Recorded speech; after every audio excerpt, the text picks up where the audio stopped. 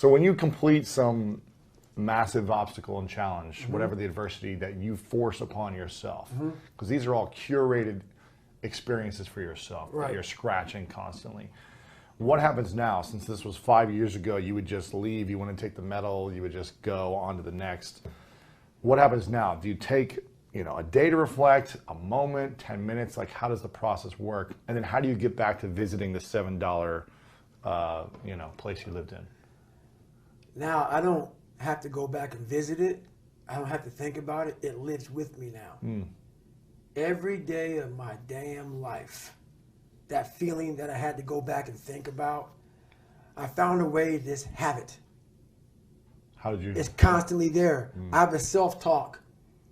It's called my cookie jar. And it's a constant reminder of David Goggins. Every day of my life, I believe in quiet. There's no growth outside of quiet. The world's too noisy. Your mind needs quiet for you to find who you are. People ask, what's my purpose? Why am I here? You're not going to find it nowadays unless you lock yourself in a quiet room in your mind and find it. It's too noisy. For me, I could be in a busy street in New York City, horns honking, and I'm walking around with like nothing. It's me and myself in a quiet spot. And when you are constantly reflecting on who you are, where you've been, the journey you've gone through, the journey you can continue going through, the feeling's always there.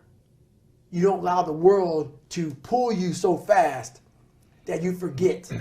You don't allow yourself to pull you so fast that you forget. It's not about staying in that moment. It's about you want to get to the point where that feeling follows you like breathing. It becomes a part of your life, part of your DNA.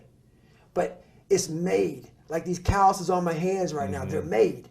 They are now on my brain. This is now a part of me. It's a daily process, a part of me.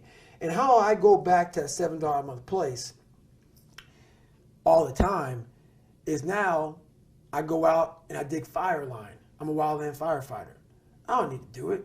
I'm a 43-year-old man. I work with 27-year-old kids. I'm a rookie. Every day I'm a rookie, it feels like. And why do you do it? That's why I do it, man. There's a story I'm going to tell you about why I do it. So I have a good living now, for me, where I'm at in my life. I was out on a fire in Colorado, and we were digging fire line on this, like 50%, like it was like on the side of a daggone mountain. And we're trying to keep the fire from moving, and we're digging this fire line 14 inches, or my fault, 18 inches wide, 3 miles long, 12 of us digging. And it is the hardest work. You make $12 an hour. Wow. Okay? Nothing. You set up your shop. Like, when you're done digging, you just pretty much lay down, you go to sleep, and you get up and you dig some more. Really? This happens for 2 weeks long. What are you digging? It's like a hole, you're digging a line? So you're trying to get down to a mineral source. So you're trying to get down to the earth. So that if that fire is moving, it can't burn dirt. Really? So you're moving fuels. Got it. So not only are you digging, you're cutting down trees. It's hard work. But the moral of the story is I'm 43. Don't need to do it at all. This is why I do it. You're making money. I'm making money. I have a good life. I don't need to do it. And everybody asks me why I do it. This is why. This 21-year-old kid was out there. And he wanted a pair of running shoes. So all he wanted was a pair of running shoes. 60, 70, 100 bucks, whatever. You know, easy for us. Running shoes. He looked up at the mountain that we had been on for days digging this fire line. And he said, that'd take me 5 or 6 hours of work to buy those shoes. He said, I'm not going to buy them. It's the perspective of life. That perspective of life right there, that is the value that we lose.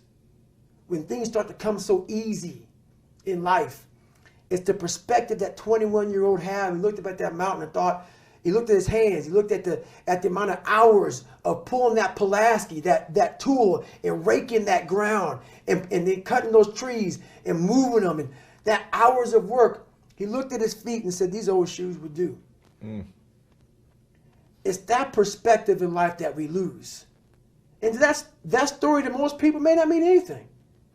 It's that story I always want to have in my life. You cannot lose perspective. of where you've come in life. Yeah.